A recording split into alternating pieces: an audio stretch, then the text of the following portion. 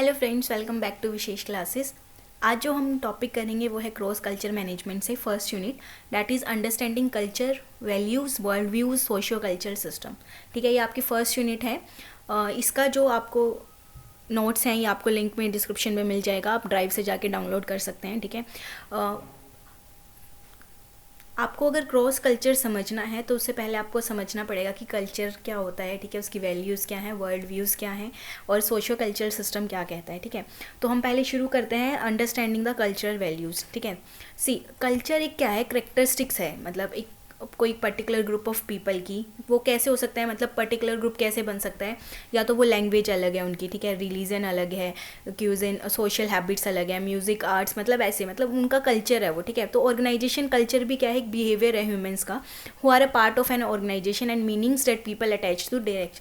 तो देखो, आपको क्यों समझना है क्रॉस कल्चर, जब आप आगे किसी कंपनी में जाओगे आप समझोगे कि आपसे कल्चर के अलग भी और भी लोग हैं जिनका अलग कल्चर है। ठीक है, तो इसलिए हमें उस कल्चर को समझना बहुत ज़रूरी है, क्योंकि ऑर्गेनाइजेशन में अगर आप जाओगे, ठीक है, तो वहाँ पे क्या है कि अगर हम कल्चरल देखें तो क्या है कि उसका बिहेवियर क्या है ह्यूमंस का। ठीक है, अगर आपको वहाँ का कल्चर अच्छा लगता है, क्योंकि कल्चर बहुत इफेक्ट करता है।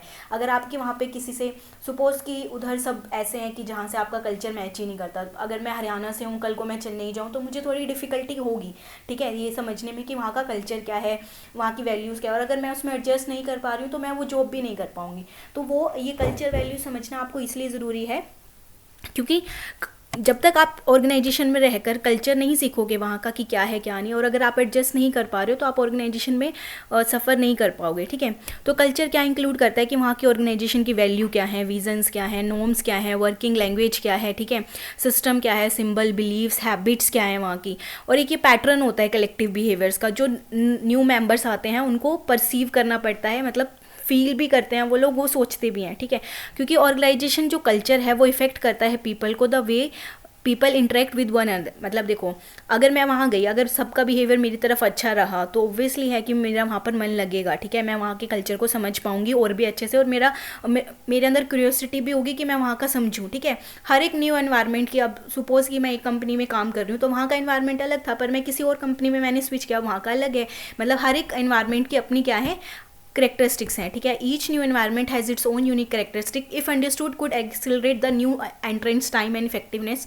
अब देखो, अगर वो जल्दी समझी गई, ठीक है, तो वो क्या करेगा, जो एंट्रेंट आया नया, मतलब कोई बंदा आया, उसको टाइम भी कम लगेगा और वो अच्छे से इफेक्टिवनेस भी, मतलब इंटीग्रेट कर पाएगा, खुद को जोड़ पाएगा उस नए कल्चर में। ठीक है, बहुत सारी कंपनीज हैं जैसे IBM, GE, माइक्रोसॉफ्ट, डेल, उनका हर एक का अपना यूनिक कल्चर है और करेक्टरिस्टिक्स है। ठीक है, जो individuals who quickly adjust to new culture have a better chance of success than those who choose to push against it। मतलब अगर आप ये सोचो कि मैं यहाँ क्यों आया, मेरा तो ये कल्चर इन मैच करता है, ऐसा है कुछ, मैं तो नहीं कर पाऊँगा, तो ऐसे में तो आप बिल्कुल भी एडजस्ट नहीं कर पाओगे कंपनी में। तो इन्होंने बोला है कि अगर आप वहाँ की वैल्यू समझ गए हो, मतलब अगर आप जल्दी एडजस्ट कर पाते हो तो आपके बेटर चांस है कि आप सक्सेस की तरफ जाओगे। अदरवाइज आप धक्का दे रहे हो खुद को कि मैं करूँ, मैं तो ये नहीं कर पा रहा। मतलब आपको नेगेटिव व्यूज़ नहीं रखना है, क्योंकि आप बाहर जाओगे तो ज़रूरी नहीं है कि आपको आपके जैसा ही कल्चर मिले। ठीक है, दो culture define companies and enhance their ability to recruit top candidates, those same culture will become obsolete if they don't bend and flex with changing। अब सपोज ये सही है कि कल्चर अपना, मतलब डिफ़ाइन करती है किसी भी कंपनी को, और वो एबिलिटी भी करती है कि वहाँ का कल्चर अच्छा है तो मैं उस कंपनी में जाना चाहता हूँ। जैसे अमेज़ॉन है, ठीक है, अब वहाँ का कल्चर मुझे लगता है कि अच्छा होगा तो मैं उसकी तरफ ट्राई करूँगी कि मैं वहाँ पर जाऊँ। ठीक है, बट अगर क्या हो जाता है कि अगर आप सेम कल्चर बहुत टाइम से अपना रहे हो, मतलब कि अभी वो ट्रेंडिंग भी नहीं है, मतलब कि आप चल रहा है अभी 2021 और आप 90 के कल्चर को अपना रहे हो, तो वो बहुत वो हो जाता है स्टिफ, मतलब कि वो चेंजिंग वर्क प्लेस नहीं होता, तो लोग प्रेफर नहीं करते वहाँ पर जाना। ठीक है, तो अब क्योंकि वर्क प्लेस ग्लोबल हो रहे हैं, ग्लोबल मतलब कि मैं इंटरनेशनल भी काम कर सकती हूँ, मैं नेशनल भी, मतलब अपने इंडिया में भी या फिर से बाहर भी काम कर सकती हूँ, तो कल्चर शिफ्ट होना बहुत ज़रूरी है। और ठीक है, और एम्प्लॉयर्स को भी चाहिए कि उनको एक सा फ्लेक्सिबल, और मतलब हमें ये चाहिए कि अगर हम कहीं किसी कंपनी में काम कर रहे हैं तो हमें ये चाहिए कि जो एम्प्लॉयज़ हैं वो फ्लेक्सिबल हो, ठीक है, मतलब उस कल्चर के साथ, और एडप्ट, मतलब अगर कोई चेंज आता है या कुछ और आता है तो वो एम्बिग्यूटी और सिग्निफिकेंट चेंज उनको वहाँ पे मिले, ठीक है। In order to understand what culture is within organisation, it's definition has to be interpreted in many ways, ठीक है। अगर आपको समझना है कि कल्चर क्या है, कल्चर ऑर्गेनाइजेशन में क्या है, तो इसकी डेफिनेशन बहुत तरह से इंटरप्रेट हुई है। कुछ स्कॉलर्स कहते हैं कि कल्चर क्या है, क्यूमुलेटिव डिपॉजिट है नॉलेज का, एक्सपीरियंस का। क्यूमुलेटिव डिपॉजिट ऑफ नॉलेज मतलब जो बढ़ता रहता है, किससे, आपके एक्सपीरियंस से, आपके बिलीफ से, आपके विश्वास, मतलब वैल्यू से, एटीट्यूड से, वहाँ का रिलीजन क्या है, रिलेशन क्या है, कंसेप्ट ऑफ यूनिवर्स क्या है, तो ये सब चीज़ें मिलके आपकी वो जो कल्चर की वैल्यू है वो बढ़ाती है किसी भी ऑर्गेनाइजेशन में, ठीक है।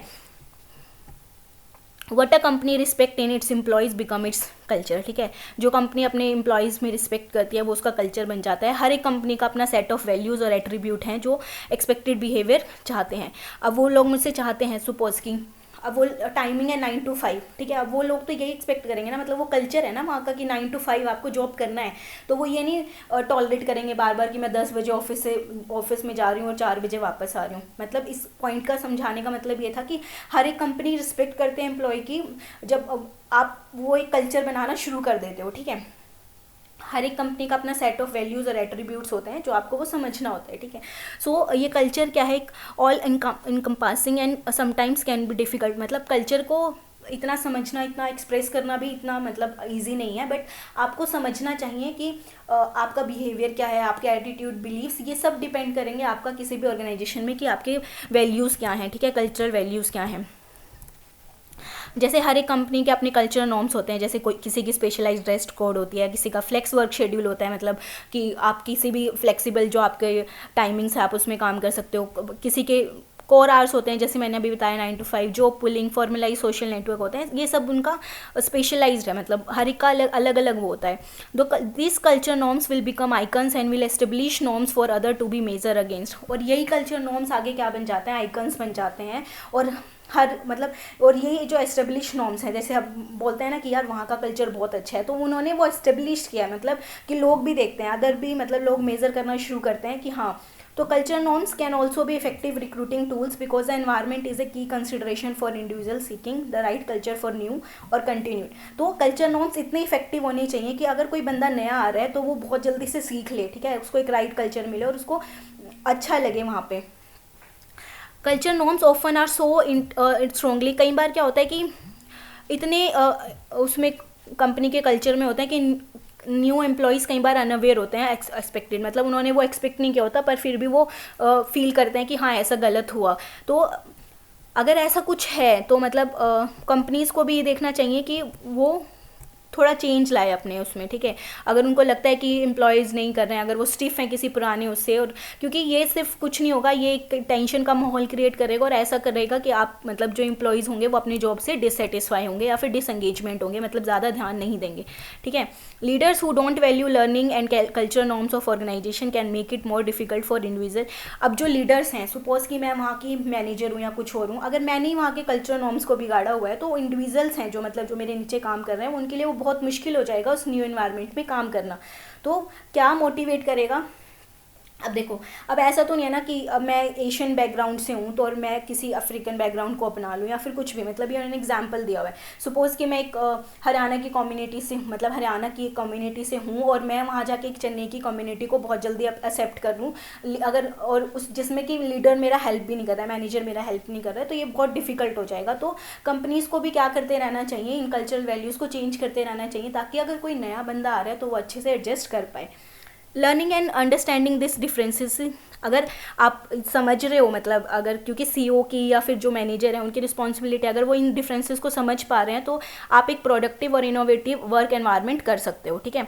सपोज कल को जाके आप भी बनते हो तो आपको भी ये समझना पड़ेगा कि जो आपके नीचे काम कर रहे हैं उनको ये ना लगे कि उनके कल्चर की डिसरिस्पेक्ट हो रही है या फिर आप मुझको अपनी कंपनी का कल्चर समझा नहीं पा रहे हो, ठीक है।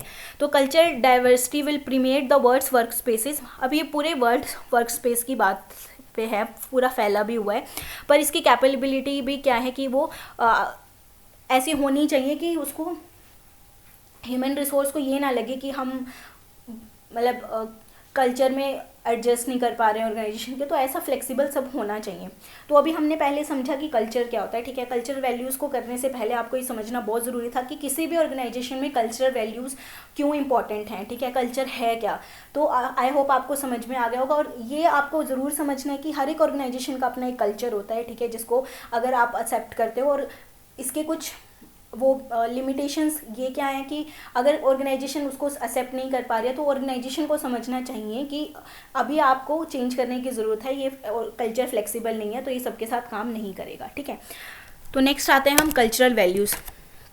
अब कल्चरल वैल्यू क्या है कि आइडियाज़ हैं कि वो क्या सही है, क्या राइट है, क्या नहीं है, क्या जस्ट और अनजस्ट है, ठीक है। अब जो सोशोलॉजिस्ट हैं जो इस पे काम करते हैं, ठीक है, उन्होंने ये डिसएग्री किया है कि इनको आप कंसेप्शलाइज कैसे कर सकते हो, ठीक है। क्योंकि जो कॉन्फ्लिक्ट थ्योरी है वो फोकस करती है कि how values differ between groups with in a culture, कि जो वैल्यूज़ हैं, एक ग्रुप है, ठीक है, एक कल्चर के अंदर एक ग्रुप है, तो उसमें वैल्यूज़ कैसे डिफर करते हैं। और जबकि फंक्शनलिज्म फोकस करता है shared values with in a culture, मतलब एक कल्चर है और उसमें वो लोग सेम वैल्यूज़ शेयर कर रहे हैं। फॉर एग्जाम्पल एक अमेरिकन सोशोलॉजिस्ट है रॉबर्ट के मर्टन, उसने सजेस्ट किया कि most important value American society में क्या है, वेल्थ है, सक्सेस है, पावर है और प्रेस्टीज है। बट हर एक के पास एक इक्वल अपॉर्चुनिटी नहीं है ना अटेन करने की। मतलब किसी के पास अगर बहुत सारा पैसा है तो ज़रूरी नहीं है ना कि हर एक कोई इतनी मेहनत कर रहा है कि वो उस वेल्थ, उस सक्सेस और उस पावर या प्रेस्टीज पे पहुंच पाया है, ठीक है। और अब फंक्शनल सोशोलॉजिस्ट जो टैलकॉट पर्सन है उसने नोट किया कि जो अमेरिकन है वो एक शेयर करते हैं कॉमन वैल्यू ऑफ, कि क्या, अमेरिकन वर्क एथिक, मतलब कि वो इंकरेज करते हैं हार्ड वर्क को।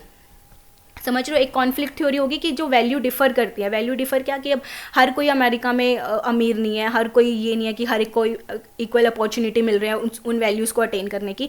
पर फंक्शनलिज्म क्या कहता है कि हर एक अमेरिकन ऐसा है कि जो वो क्या करता है, हार्ड वर्क को इंकरेज करता है, ठीक है। तो other sociologist have proposed a common core of American values including, मतलब और सोशोलॉजिस्ट हैं उन्होंने भी एक कॉमन कोर बताया कि क्या है कि उनकी जो प्रॉब्लम सॉल्विंग एबिलिटी है वो अच्छी है, वो साइंस और टेक्नोलॉजी पे ज़्यादा रिले रहते हैं, डेमोक्रेसी है, पैट्रियटिज्म है, चैरिटी करते हैं, फ्रीडम है उनको, इक्वलिटी और जस्टिस को बढ़ावा देते हैं, ठीक है, रिस्पॉन्सिबिलिटी और अकाउंटेबिलिटी, मतलब ये सब उसने बताया। तो यहाँ पे कल्चर वैल्यू को समझना क्या मतलब वो है कि हर एक का अपना क्या है, हर एक के हिसाब से वो ठीक है, मतलब हर एक कल्चर, तो कल्चर क्या होता है, कॉन्फ्लिक्टिंग वैल्यूज़ को भी वो करता है। For instance the value of material success में conflict the value of charity, मतलब कि अब आपके पास इतना सक्सेस नहीं है तो आप क्या पता चैरिटी भी ना करो, लेकिन अगर आप सक्सेस हैं तो हम, मतलब लोग सोचते हैं कि इसको चैरिटी करनी चाहिए, ठीक है। और द वैल्यू ऑफ इक्वलिटी में conflict the value of individualism, मतलब कि ऐसा नहीं है, अब एक मतलब कि लोग कहते हैं कि हाँ इक्वल होना चाहिए, सब इक्वल होना चाहिए, पर वो इंडिविजुअल पे भी तो डिपेंड करता है। अब क्या पता वो इतना कैपेबल नहीं है, मतलब हम सबको अब इक्वल अपॉर्चुनिटी दे रहे हैं पर वो इतना कैपेबल नहीं है ना, तो ये कॉन्ट्राडिक्शन तो रहेंगे ही रहेंगे पीपल की एक्शंस, मतलब उनके एक्शंस में। तो अब ये सोशोलॉजिस्ट पे आता है कि वो केयरफुली देखें कि मतलब लोग चाहते क्या हैं, वो करते क्या हैं और वो कहते क्या हैं, ठीक है। अब जो रियल कल्चर है वो तो रेफ़र करता है जो सोसाइटी एक्चुअल फॉलो करते हैं, और जबकि आइडियल कल्चर रेफ़र करता है जो सोसाइटी को करना चाहिए, प्रोफेसर्स टू बिलीव, ठीक है। तो ये आता है कल्चर वैल्यूज़ में कि कल्चरल वैल्यूज़ आपको कैसे होती हैं, मतलब कौन सी थ्योरी हैं जो फोकस कर रही हैं, कैसे वो ग्रुप हैं और कैसे इन्होंने एग्जांपल दिया है अमेरिकन का, ठीक है। उसके बाद आता है वर्ल्ड व्यू। वर्ल्ड व्यू क्या है, एक फंडामेंटल कॉग्निटिव ओरिएंटेशन है इंडिविजुअल और सोसाइटी का, इनका encompassing the whole of individuals और society knowledge and point of view, मतलब कि एक कॉग्निटिव क्या है कि सोचने की कैपेबिलिटी, एक ओरिएंटेशन है किसी भी इंडिविजुअल का या फिर पूरी सोसाइटी का, कि वो पूरे या फिर मतलब एक इंडिविजुअल और सोसाइटी को, नॉलेज को या फिर उसके पॉइंट ऑफ व्यू को कैसे देख रहे हैं, ठीक है। एक वर्ल्ड व्यू क्या हो सकता है, एक नेचुरल फिलॉसफी भी हो सकता है, फंडामेंटल भी हो सकता है, एग्जिस्टेंशियल भी हो सकता है, मतलब जो भी है, नॉर्मेटिव पोस्टुलेट्स भी हो सकते हैं, या फिर कोई थीम, वैल्यू, इमोशंस, एथिक्स सब हो सकते हैं, ठीक है। ये कंसेप्ट है जो रेफर करता है एक वर्ल्ड वाइड परसेप्शन को, मतलब कि वर्ल्ड व्यू हम कहते हैं कि पूरा वर्ल्ड उस थ्योरी या फिर उस कंसेप्ट या फिर उस एथिक्स की तरफ कैसे सोच रहा है, ठीक है। Additionally it refers to framework of ideas and beliefs forming a global description, मतलब ये एक फ्रेमवर्क है कि पूरा जो ग्लोबली जो लोग सोच रहे हैं उस आइडिया और बिलीफ की तरफ कैसे सोच रहे हैं, ठीक है, मतलब कि कैसे इंटरप्रेट कर रहा है, कोई भी एक इंडिविजुअल है, कोई ग्रुप है या फिर कल्चर है, उस बिलीफ को कैसे देख रहा है और इंटरप्रेट कैसे कर रहा है और फिर उसके साथ इंटरेक्ट कैसे कर रहा है, ठीक है। World views are often taken to operate at conscious level, directly accessible to articulation and discussion as oppose to, मतलब कि जो वर्ल्ड व्यू है वो जो ऑपरेट होते हैं वो एक कॉन्शियस लेवल पे होते हैं, मतलब आप समझ रहे हो कि वो आपको पता है कि आप क्या करने जा रहे हो, ठीक है। आप कॉन्शियस लेवल मतलब ऐसे नहीं कि आप प्री कॉन्शियस लेवल पे उसको समझ रहे हो कि क्या करना है क्या नहीं, ठीक है। कोर वर्ल्ड व्यू बिलीफ क्या होते हैं, जो डीपली रूटेड होते हैं और रेयरली कनेक्ट रिफ्लेक्ट होते हैं इंडिविजुअल्स द्वारा, ठीक है। और वो सरफेस वो तभी लाए जाते हैं अगर कहीं पे क्राइसिस ऑफ फेथ हो, मतलब कि आप समझ नहीं पा रहे हो या फिर आपको विश्वास नहीं है उस चीज़ के ऊपर, तब हम समझते हैं, ठीक है। नेक्स्ट आता है सोशियो कल्चरल सिस्टम। एक सोशियो कल्चरल सिस्टम क्या है, एक ह्यूमन पॉपुलेशन है कि उसके इकोलॉजिकल कंटेक्स्ट में आप उसको कैसे देख रहे हो। ए ह्यूमन मतलब human population viewed in its ecological context and as one of the many sub system of larger, और एक ये बहुत मतलब जो हमारा लार्जर इकोलॉजिकल सिस्टम है उसका एक पार्ट है। कौन? सोशियो कल्चरल सिस्टम, ठीक है। जो टर्म सोशियो कल्चरल सिस्टम है वो 3 कंसेप्ट पे रिलाई करती है, सोसाइटी, कल्चर एंड सिस्टम, ठीक है। सोसाइटी क्या है? Is a number of inter dependent organism of space, मतलब कोई भी सोसाइटी है, जैसे मेरी एक सोसाइटी है तो वहाँ पे क्या होंगे, इंटर डिपेंडेंट ऑर्गेनिज्म होंगे सेम स्पीशीज़ के, ठीक है। जैसे मैं बोल दूँ कि ये ह्यूमन्स यहाँ पे अगर 10 लोग खड़े हैं तो एक ही, हाँ, एक सोसाइटी, मतलब सोसाइटी आप समझ रहे हो कि जो मतलब एक दूसरे के ऊपर डिपेंडेंट भी होंगे और सेम स्पीशीज़ के होंगे। जैसे ह्यूमन है तो ह्यूमन के अगर मैं एक सोसाइटी बोलूँ कि ऐसे, तो कल्चर क्या है, एक लर्न बिहेवियर है, ठीक है, किसका जो शेयर किया जाता है by member of society together with material product of such behaviour, ठीक है। कल्चर क्या है, जो आपने उस सोसाइटी में रहते हुए सीखा है, ठीक है, कि आपकी वो सोसाइटी कैसे बिहेव करती है। जैसे अगर सपोज़ कि अगर कोई वेजिटेरियन सोसाइटी है, मतलब कि अगर वहाँ पे कोई नॉन वेज आता है तो वो उस पर वो नहीं है, मतलब उनका कल्चर क्या है कि उन्होंने शुरू से ये सीखा है कि वो वेजिटेरियन है, ठीक है। तो जो वर्ड सोसाइटी है वो एक दूसरे के साथ है, जो मिलके एक वर्ड बनाते हैं सोशियो कल्चर। और नेक्स्ट आता है थर्ड जो हमारा सिस्टम है, वो क्या है, collection of parts with which interact with each other to function as, मतलब सिस्टम क्या है कि अब जो ये कलेक्शन मतलब ये पार्ट्स हैं, ये ग्रुप्स हैं, वो एक दूसरे के साथ कैसे इंटरेक्ट करते हैं और कैसे एक साथ होके काम करते हैं, ठीक है। तो जो मेन कंपोनेंट है सोशल कल्चर सिस्टम के वो क्या है, economic system, political organisation, social culture, belief system, arts and leisure, ठीक है। तो मेन जो आपका सिलेबस के हिसाब से था, understanding values, culture values, world view and social culture हम कर चुके हैं, पर फिर भी हम ये करेंगे कि कल्चर क्या होता है और उसकी इंपॉर्टेंस क्या है। देखो, कल्चर को समझना बहुत ज़रूरी है क्योंकि कल्चर एक इनविजिबल बॉन्ड है जो लोगों को टाई कर सकता है। ये आपके ऊपर है कि आपको इसमें पॉइंट्स कैसे बनाने हैं। आप नॉर्मली ये भी लिख सकते हो कि ये इनविजिबल बॉन्ड है जो टाई करता है, क्योंकि ये पैटर्न को रेफर करता है, ठीक है, कि जो उसकी आर्ट है, लिटरेचर है, लैंग्वेज, रिलीजन है उस कम्युनिटी की, वो उसका कल्चर रिप्रेजेंट करती है, ठीक है। हमारी जो कल्चरल वैल्यूज़ हैं, बिलीव्स हैं, वो मैनिफेस्ट होती है थ्रू अवर लाइफ स्टाइल, कि अपना लाइफ स्टाइल कैसे, जैसे मैंने वो भी वेजिटेरियन वाला एग्जांपल बताया कि अगर मैं वेज खा रही हूँ तो वो लोग समझेंगे कि हाँ यार ये सिर्फ वेजिटेरियन ही खाती है, ठीक है। तो the importance of culture lies in its close association with ways of thinking and living. तो जो इंपॉर्टेंस है कल्चर की वो बहुत ज़रूरी है आपके, कि आप कैसा सोचते हो, आप कैसे रह रहे हो, ठीक है। Culture is related to development of our attitude, मतलब कि आपका एटीट्यूड कैसा है, ठीक है, आप एटीट्यूड कैसे डेवलप कर रहे हो। तो अब हमारी कल्चर वैल्यू इन्फ्लुएंस करेगी कि हम अपना अप्रोच कैसे कर रहे हैं लिविंग। सपोज़ कि अब मेरा कल्चर डिफाइन करता है कि मैं जितना कमा रही हूँ मेरे उसके हिसाब से ही मैं अपना लिविंग करूँगी, ठीक है। तो मतलब आपका बिहेवियर कैसा है, अगर आपको वहाँ पे अलाउड नहीं है, मतलब कि रिजर्व सोसाइटी है, तो आप उसी की तरह से ही बिहेव करोगे, वैसे ही आपका एटीट्यूड भी बन जाएगा, ठीक है। कल्चर आइडेंटिटी है नेशन की, without culture the society is impossible, मतलब कल्चर के बिना सोसाइटी है ही नहीं। एक ऑथर ने कहा था कि इंपॉर्टेंस ऑफ कल्चर क्या है, कि कल्चर एक सेट है ट्रांसमिटेड और लर्न बिहेवियर पैटर्न्स का, बिलीव्स का, कि आप लोग मिलके कैसे काम कर रहे हैं, कैसे उस बारे में सोच रहे हैं। मतलब वो किसी भी एक पर्टिकुलर पॉपुलेशन, प्रोफेशन और ऑर्गेनाइजेशन और कम्युनिटी किसी में भी हो सकता है, ठीक है, वो उसको रिप्रेजेंट करेगा उस चीज़ को। जो कल्चरल वैल्यू है किसी भी कम्युनिटी की, वो उसकी खुद की आइडेंटिटी देते हैं, ठीक है। जैसे कि अगर पंजाबी का कल्चर है कि वो लोग क्या पहनते हैं, पग पहनते हैं, तो ये सब मतलब वो उसका बता रहे हैं करेक्टर क्या है उसका, ठीक है, आइडेंटिटी, वो आप अलग से ही समझ जाओगे कि ये क्या होगा, सरदार या मतलब ऐसे टाइप ऑफ। तो community gains a character and a personality of its own because of culture of its people, ठीक है। अब कल्चर क्या है, एक बॉन्ड भी है जो टाई करता है पीपल ऑफ अ रीजन और कम्युनिटी टुगेदर, ठीक है। अगर सपोज मैं एक सोसाइटी में रह रही हूँ तो वहाँ अलग अलग लोग रहेंगे जिनका कल्चर अलग होगा, तो अब वो उन लोगों को मिलाएगी। अगर आपका कल्चर है, वहाँ पे मैं बहुत साल से चेन्नई में रह रही हूँ, वहाँ का जो फेमस फेस्टिवल है अगर वो सेलिब्रेट हो रहा है तो मैं भी वहाँ के कल्चर को समझूंगी कि क्या है। तो ऑब्वियसली इसने क्या किया है, जो पीपल है अलग अलग रीजन के और कम्युनिटी के हैं उनको बाइंड करता है, ठीक है। कल्चर क्या है, seen as a system of social control wherein people shape their standard, मतलब आपके पास एक सोशल कंट्रोल है, मतलब कल्चर एक ऐसे माना जाता है कि एक सोशल कंट्रोल है, क्योंकि यहीं पे पीपल अपना बिहेवियर शेप करते हैं और स्टैंडर्ड बनाते हैं, ठीक है। तो आपके जो प्रिंसिपल है वो यहीं से बनता है कि आपका कल्चर कैसा है, ठीक है। अगर मेरा कल्चर अच्छा रहा है, मतलब मुझे सच बोलना है, तो मैं उसी की तरफ जाऊँगी, ठीक है। तो कल्चर बहुत डिपेंड करता है। Importance of culture lies in the fact that it is a link between people and their value system, कि आप ये सब उस पर ही डिपेंड करेगा। इंपॉर्टेंस ऑफ कल्चर क्या है कि आप इस पर डिपेंड करेगा कि ये कैसे जोड़ रहा है, मतलब ये लिंक है पीपल और उसके वैल्यू सिस्टम के बीच में, ठीक है, कि उसके वैल्यूज़ किस पे डिपेंड करते हैं, ऑब्वियसली उसके कल्चर पे, ठीक है। जो कल्चर डिफरेंस हो गया वो हम नेक्स्ट वीडियो में करेंगे। और अगर कोई ऐसा टॉपिक है जो आप चाहते हो कि क्योंकि ये बहुत रिक्वेस्टेड वीडियो थी, क्रॉस कल्चर मैनेजमेंट पे बहुत कम वीडियोस हैं, पर ये एग्ज़ाम के पर्सपेक्टिव से आपको हेल्प करेगा, आप पॉइंट्स बना के ऐसे लिख के आ सकते हो। तो कल्चर डिफरेंस हम नेक्स्ट वीडियो में करेंगे, तो मिलते हैं नेक्स्ट वीडियो में।